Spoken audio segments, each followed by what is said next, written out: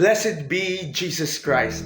Hello everyone, and as we enter the most holy week of our year, I will be sharing to you some gospel reflections from today until Holy Wednesday. Are you ready? For today's reflection, we will focus on Jesus, Mary of Bethany, and Judas. So here's my question. What does Mary of Bethany and Judas have in common? One thing that they have in common. They both have hands. And in today's gospel, we see those very hands being used for different purposes, for different objectives. Mary of Bethany used her hands to buy that costly perfume, which could have costed her everything. Remember, they were just a humble family at Bethany. And then she used her hands to pour that same perfume on Jesus' feet. What does this imply? What does this show about her heart?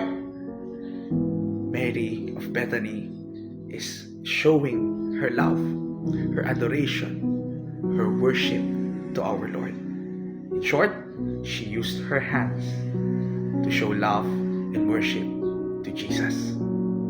And because for her, Jesus is everything.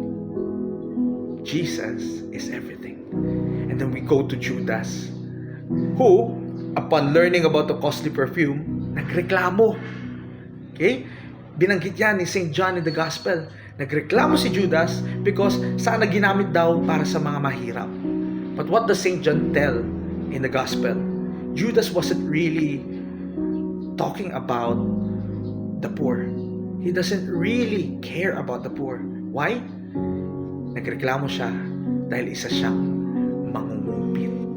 Isa siyang magnanakaw. So we see Judas not using his hands to even serve the Lord or adore the Lord. He used his hands to commit sin, to commit theft, to commit stealing. What does this have to do with us in our preparation for Holy Week? We pray for the grace that we use our hands for the glory of God, for our worship and love of Him, and for the good or common good of our neighbor.